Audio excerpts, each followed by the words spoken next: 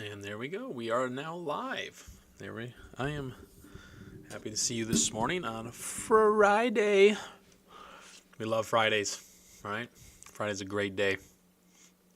Kids are having fun at school, and then we get to have an awesome weekend. And I hope you do as well, but we're not there yet. So we are doing our daily devotion with me, Pastor Stephen of Family Worship Center, as well as your pastor of the Northwoods.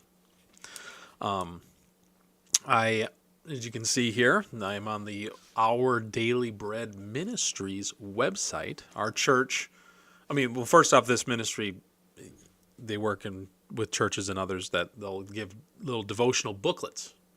3 months the booklets will have 3 months worth of devotionals, daily devotionals, and our church hands those out, and we order more. They're fun. They're short little. I wish I had the book on me. I think I have it in my car, but I was like, I'm just going to do whatever their devotion is today. So I pulled it up, and the title of today's devotion, I haven't read it yet. We're going to explore it together, is Beauty Out of Tragedy. And through the obedience of one man, Jesus Christ, the many will be righteous, Romans 5:19. And the main verses for the devotion look to be Genesis 2, 8 through 9, and as well as Genesis 3, 1 through 6. So we will get to all of that, but we're going to get to all that. So here we go. Like I said, I just went to the Our Daily Bread Ministries.org, ODBM. So if you're curious yourself, this is maybe another outlet for you to try out. So here we go. You can also listen to the devotion as well, but I'm not going to do that here. You get to listen to me. All right. Great. It starts out with Conistone. I don't know how to. Someone in England just lost their minds. But that place, water, in England's beautiful Lake District, is a favorite vacation spot for families in the UK. The waters are perfect for boating, swimming, and other water sports. That beautiful setting, however, was also the site of a great tragedy. In 1967, Donald Campbell was piloting his hydroplane, Blue Bird K7, seeking to break the world water speed record. He reached a top speed of, 328 miles per hour, 528 kilometers per hour, but didn't live to celebrate the achievement as Bluebird crashed, killing Campbell. Tragic moments can happen in beautiful places. In Genesis 2, the Creator took the man and put him in the Garden of Eden to work it and take care of it, in verse 15. The garden was a masterpiece, yet when placed in this paradise, the man and woman disobeyed God, bringing sin and death into his creation, 3, 6 through 7. Today we continue to see the destructive efforts and effects of their tragic choice. But Jesus came to offer life to us. People, here, I'll scroll down. There we go. People who were dead in our sins, the Apostle Paul referred to that, wrote, just through the disobedience of one man, Adam, the many were made sinners. So also through the obedience of one man, Jesus Christ, the many will be made righteous, Romans 5:19. Because of Jesus, the most beautiful home of all awaits us. Out of beauty came tragedy, and by God's grace, out of tragedy came eternal beauty. When have we seen God bring beauty out of tragedy, and how did you respond to that event? Now, we're to the part of the devotion that is about self. I've said this almost every video, or a lot of them. When you're doing a devotion, it's the reason called personal devotions. You have to be interacting with it, you, the person, not just like an overarching, like the church or the group of people or Christians. Nope, this is about you. So when I read these questions, I'm to answer them. And that's really kind of what it is. When have you seen God bring beauty out of tragedy? And how did I respond to that event? I have a lot of examples. Being a pastor, I do a lot of funerals, a lot of weddings, a lot of funerals. I've always, I've heard that when I was, an intern and then eventually associate youth pastor, I've heard the tone that, like, hey, be ready because you're gonna marry and bury is what's gonna happen, and that can get tough. And I have seen a lot, especially if we're going to go with this question here. Seeing beauty out of tragedy. Death is difficult. People die. Nothing I can do about that, right? It's a fact of life. And how people respond to that is a myriad of reactions. I've seen things where the unexpected death, where someone had plenty of life to live, and others where their life, a full life that they lived, until they eventually went in their sleep. And although that's sad, they still have a sense of peace about it. So I've seen both ends of that spectrum. But what I have seen, the ones that stick in my head the most are the funerals for families who I know don't have the greatest relation to each other. And that breaks my heart. I wish families would get along all the time.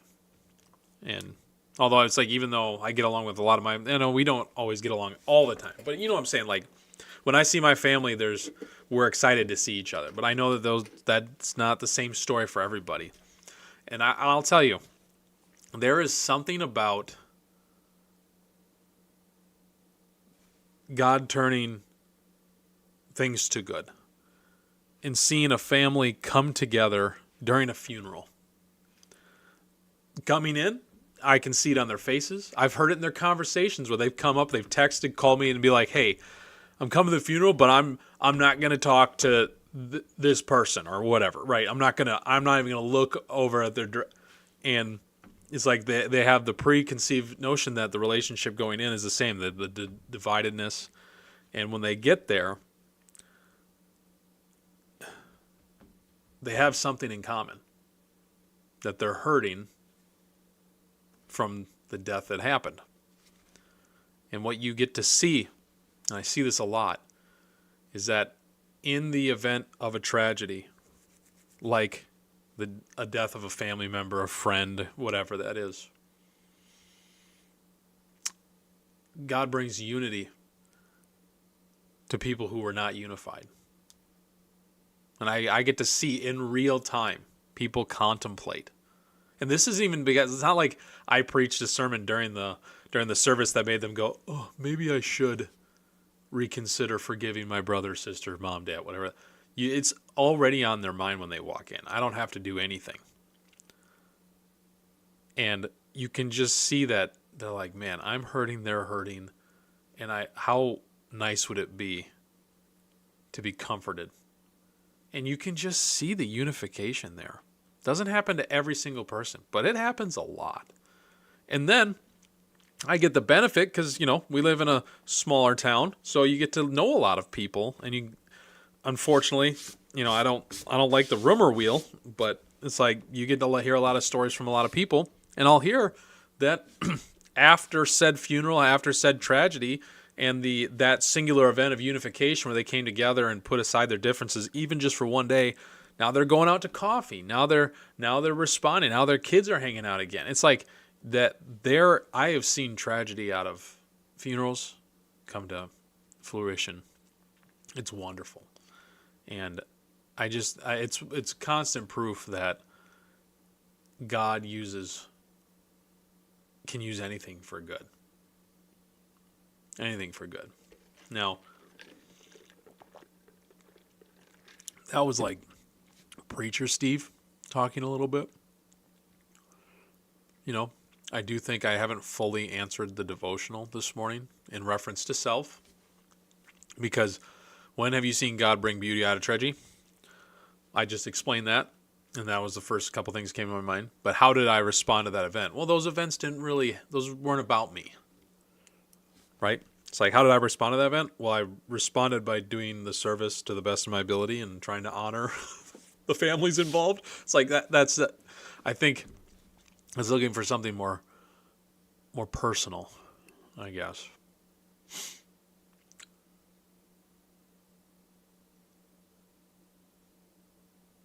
I thought I'm going to answer that question, but I'm going to keep it in my head.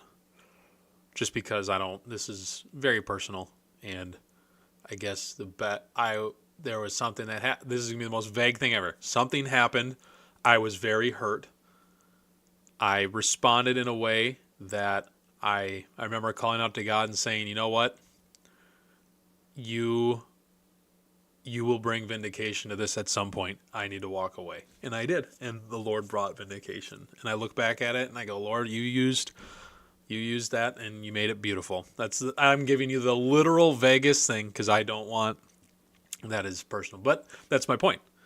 To bring it back, what are devotions for? They are for your personal benefit and spiritual growth. So I encourage you doing this devotion. Even if you have to pause the video right now, hit that space bar. Oops. Sorry, I got a third computer up right now.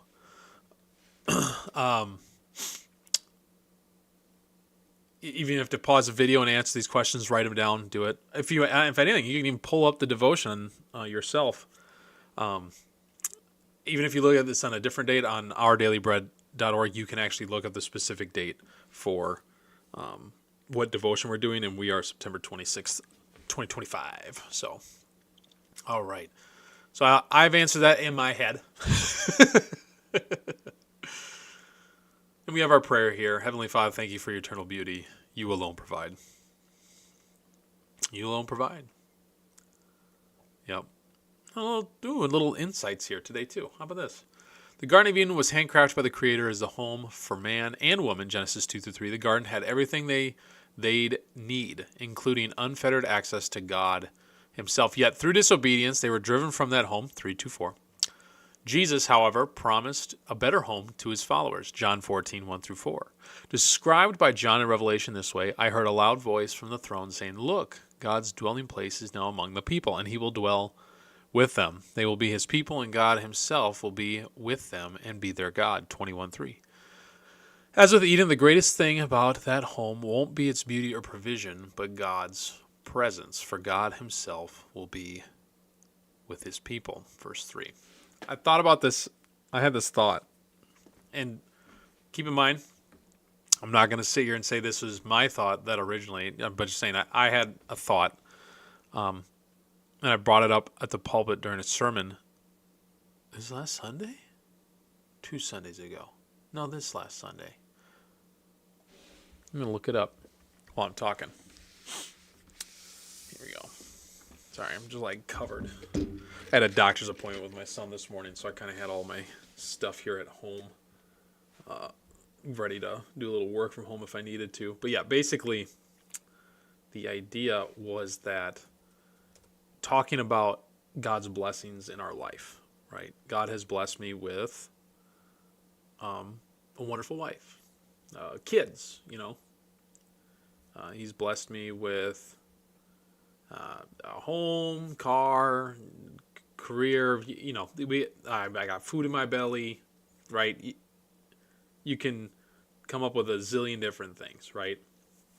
Of the blessings in my life. And there are, I was thinking about this thought that when things aren't feeling blessed, maybe I'm going through sickness, or maybe my wife is, or whoever, I got hurt, things are, maybe things are strapped for cash. I don't know. We talked about a lot of death in this one a little bit. Like pick a tragedy, pick a crisis, and apply it to your life that you've either had or could potentially even have. I've always had the thought of, like, in those times of crisis, pain, tribulation, whatever word you want to use, to help, and how I get through it, how I help, is I like to ponder on God's promises. And then also think about the things the Lord has blessed me with, and to use that as encouragement going forward. And I was thinking, and I don't think that's wrong, by the way. I think that's actually, good job, right? That's a good thing to dwell on. Promises, look at what the Lord has blessed you with. And it just hit me one day. I'm still looking at the material with that. When I'm focusing on God's blessings, I'm still focusing on, I need to focus on the things God has blessed me with. He's blessed me with this. And it just hit me, well, what if he didn't bless me with those things? Does that diminish God in my life? And it was like, actually, no, it doesn't, because God's God. And so when I'm searching out God's blessing, I don't have to look any further than God, because God is the blessing. It was like, man, what a thought that when I'm feeling down, when I'm feeling persecuted, when I'm feeling just tired, burnt out, overworked, whatever feeling we're having on that day, that week, that month, it's just like, I don't have to dwell on the things that God has blessed me with. I just got to dwell on God and how big of a blessing he is in my life. Just God himself. Forget the things that he's blessed me with, but rather just him. And I think that was just a really wonderful revelation this last year. I think it... Here we go. Yep. It was this last sermon that I talked about that. I don't know why. It was my own brain. I had to confirm that I had thought that. I had to confirm my own thoughts. I'm getting old now. How about that? Having to confirm your own thoughts. Did I think that? I don't know. I don't know what I think. Alrighty. Well, hey.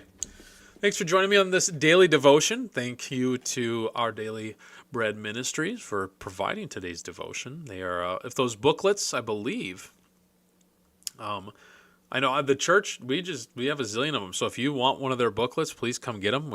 We just hand them out like candy. I love the idea of personal devotions. At the end of the day, there's only so much ground. Church is a great place to lay groundwork for spiritual growth, right? To really fire up, encourage, instruct, pray together, wonderful fellowship. But spiritual growth really needs to come from a self-conviction that you want and need to spiritually grow. And so if this is another tool in the tool belt for you, that I know all of these daily devotions that I've done on this YouTube channel prior to this one have been just looking at Bible verses, another great way. But there are other devotional ways, whether it's a book, this thing, awesome. So, alrighty. Well, I'm going to leave it there for Friday. Have a wonderful weekend. I'm Stephen Jetland, pastor of Family Worship Center, as well as your pastor, or your pastor of the Northwoods. I will see you guys in the next video. All right. Goodbye.